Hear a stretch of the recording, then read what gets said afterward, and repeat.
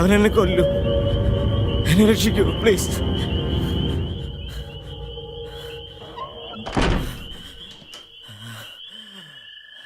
ആരാ മോളെ? ആരുമില്ലച്ചാ, വഴിപോക്കനാ. വരൂ.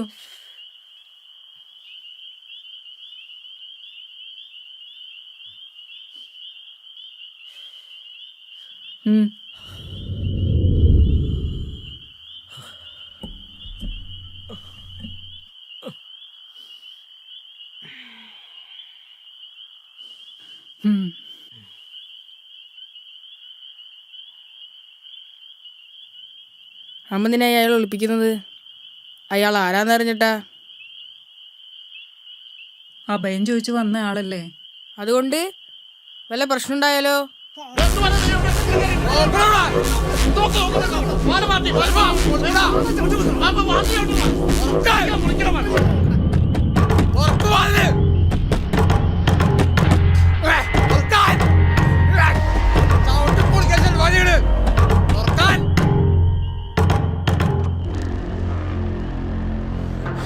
അവനോട് ആര്? ഇങ്ങോട്ട് കയറി വന്നവൻ. ഇങ്ങോട്ടാരും കയറി വന്നില്ല. കേറി നോക്ക് മാട്ടി. പെണ്ണുമ്പിള്ള ഞങ്ങളോട് പണിയെടുപ്പില്ല.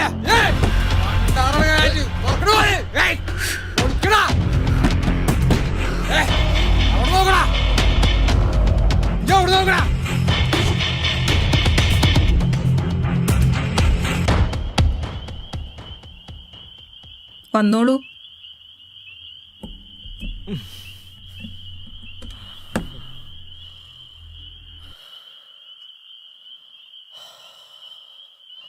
വെള്ളം.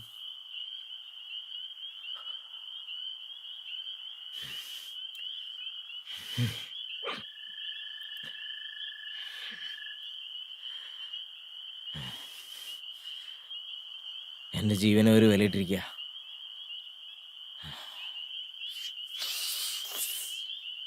പോട്ടെ, മറക്കില്ലൊരിക്കലും.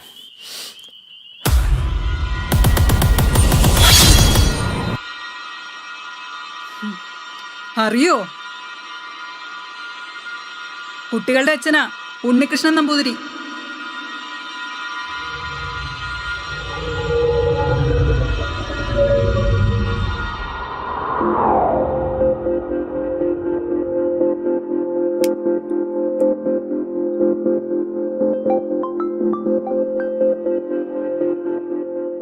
ആരെയാണോ അതിന്റെ മോനെ നീ കൊന്നത്? ഉണ്ണികൃഷ്ണൻ നമ്പൂരിയാ നീ കൊന്നത്.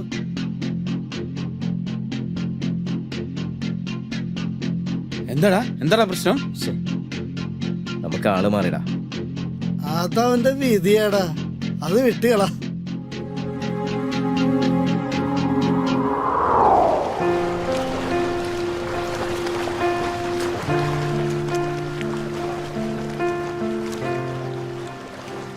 മനോജേട്ടാ, എത്ര നാളായി ഞാൻ കാത്തിരിക്കുന്നു. ഇനിയും ഇങ്ങനെ നീണ്ടുപോയാ ഞാനും ഒരു പെൺകുട്ടിയല്ലേ. എനിക്ക് നിന്നെ സ്വന്തമാക്കാൻ ആഗ്രഹമില്ലാഞ്ഞിട്ടല്ല. ഓരോ ദിവസവും നമ്മൾ ഒന്നാവുന്ന സ്വപ്നം കണ്ടാണ് ഞാൻ ഉറങ്ങുന്നത്. നമ്മുടേതായ ഒരിടം, മറ്റ് ശല്യങ്ങളൊന്നുമില്ലാതെ. അതിനല്ലേ നമ്മൾ കാത്തിരിക്കുന്നത്. മനോജേട്ടാ, ഓരോ ദിവസം കഴിയും തോറും എനിക്ക് പേടിയാവുന്നു.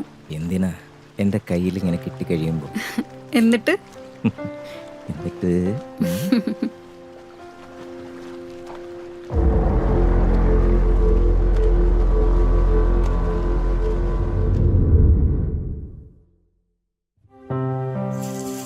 നിനക്ക് വിഷമം ഉണ്ടാവും, എന്നാലും ഞാൻ പറയാ,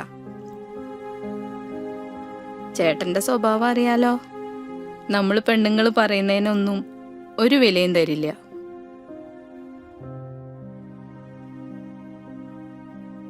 നിനക്ക് ഈ ബന്ധം വേണോ? ചേച്ചി, എനിക്ക് വയ്യ ചേച്ചി. ഞാനായിട്ട് ഒരാളെ വഞ്ചിക്കാൻ ഞാൻ അത്രയ്ക്ക് ഇഷ്ടപ്പെട്ടു പോയി. മോളെ, ഇത് നടന്നില്ലെങ്കിൽ എനിക്കിനി വേറൊരു വിവാഹം വേണ്ട.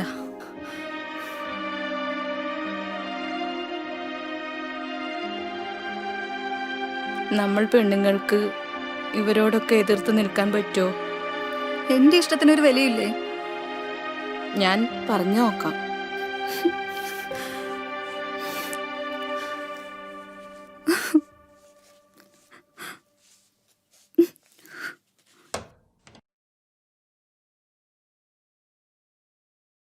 ഞാനൊരു കാര്യം പറഞ്ഞ ദേഷ്യപ്പെടുവോ? എന്താ ഒരു മുഖവുര? പെങ്ങളെ ഇങ്ങനെ നിർത്തിയാ മതിയോ? ഓ, അതാണോ കാര്യം? സമയമാകുമ്പോൾ നടക്കും. അവൾക്ക് എന്തെങ്കിലും ഇഷ്ടമുണ്ടെങ്കിൽ അതങ്ങ് നടത്തി കൊടുക്കുന്നതല്ലേ നല്ലത്. അങ്ങനെ അവളുടെ തോന്നിയാസിന് നിന്നും കൊടുത്താ പിന്നെ പാർട്ടി സെക്രട്ടറി എന്ന് പറഞ്ഞ് ഞാൻ എന്തിനാ ഇവിടെ ഇരിക്കണേ?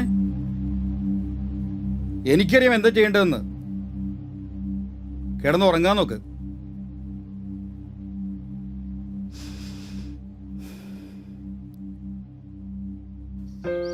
സ്വസ്ഥമായിട്ട് ജീവിക്കാൻ പറ്റുന്ന ഒരവസ്ഥയല്ല ഇവിടെ.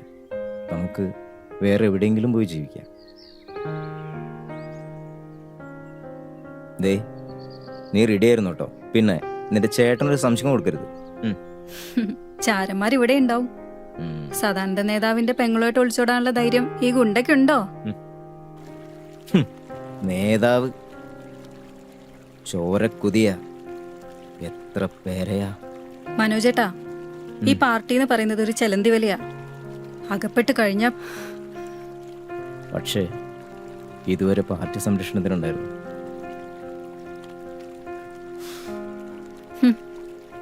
കുഞ്ഞനാള് മുതല് ഞാനും കണ്ടും കേട്ടും വളർന്നതാ ഈ പാർട്ടി കാര്യങ്ങൾ. സഖാവ് ശങ്കരൻ കൊല ചെയ്യപ്പെട്ടത് മകന്റെ മുന്നിൽ വെച്ചല്ലേ? മകൻ മനോജിനെയും കുടുംബത്തെയും പാർട്ടി ദത്തെടുത്ത ശരിയാ. എന്നിട്ടോ ഒരു കൊലക്കത്തി കയ്യിൽ വെച്ച് തന്ന് പാർട്ടി ഗുണ്ടയാക്കി. ശരിയാടോ, പലപ്പോഴും ഇതിന്ന് പുറത്തു ചെയ്യാൻ ശ്രമിച്ചതാ. ഇനിയെങ്കിലും നമുക്ക് രക്ഷപ്പെടണം, എത്രയും വേഗം.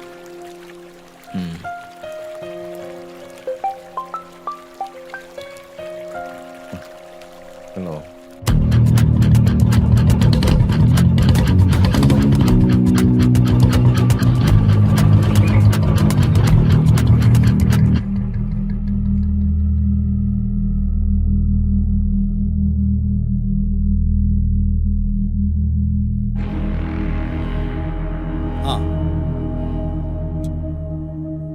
മനോജിനെ ഞാൻ വിളിപ്പിച്ചത് ഒരു പ്രധാന കാര്യം പറയാനാ. ആ വിഷ്ണുവിന്റെ ശല്യം പാർട്ടിക്കൊരു തലവേദനയാ, അറിയാലോ?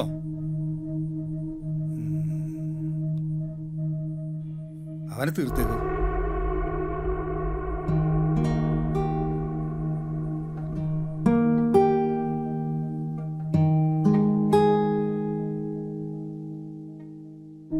എന്നെ ഒഴിവാക്കണം. എന്താ കാര്യം? എനിക്കിനി പറ്റുമെന്ന് തോന്നില്ല. എന്നാ കേട്ടോ, പാർട്ടിക്കുമുണ്ട് ചില തീരുമാനങ്ങൾ. എനിക്കറിയാം നേതാവേ, കൊല്ലാനും ചേവാനും ഞങ്ങളെപ്പോലെ ചിലർ.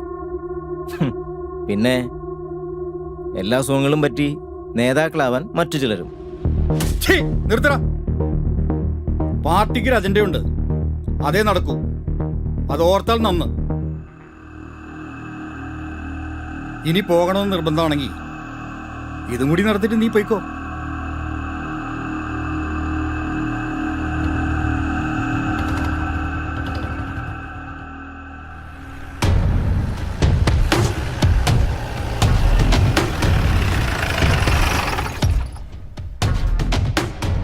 സാറേ, സാറിന്റെ പെങ്ങളും മനോജും അടപ്പുറത്ത് ഞങ്ങൾ കണ്ടതാ ചുറ്റിത്തിരിയണത്. പണി ഉറപ്പാട്ടോ. ഇനി അവനെ കൈകൂരി വിട്ടാൽ ശരിയാവില്ല.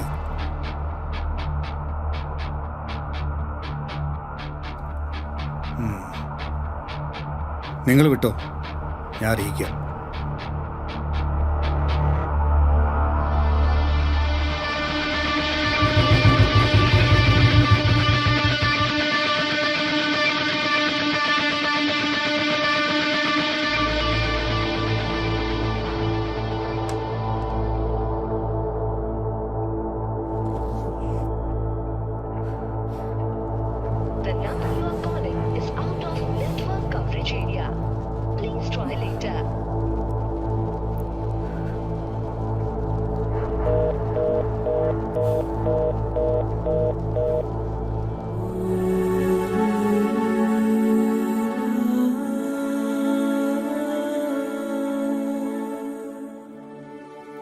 എനിക്ക് പറ്റിയ തെറ്റാണ്. ആള് മാറിപ്പോയി.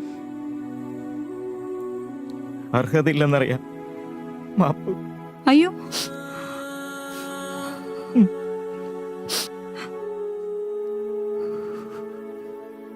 നല്ലൊരു കുടുംബജീവിതം സ്വപ്നം കണ്ടതാ. പക്ഷേ എല്ലാം തീർന്നു. ഞാനവരുടെ വേട്ടമൃഗമാണ്.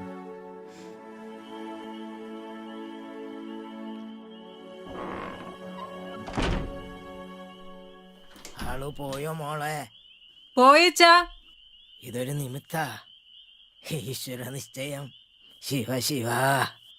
അച്ഛനെ കൊന്ന ആളല്ലേ പോയത്? കൊല്ലണ അയാളെ. അമ്മ നിന്നെ അയാളെ വെറുതെ വിട്ടത്? കുട്ടാ, പ്രതികാരം കൊലയും നമ്മളല്ല നിശ്ചയിക്കേണ്ടത്. ഞങ്ങൾക്ക് അച്ഛനില്ലാണ്ടാക്കിയില്ലേ? നിങ്ങൾക്ക് അമ്മയുണ്ടല്ലോ. അമ്മ കൂടി ഇല്ലാതായ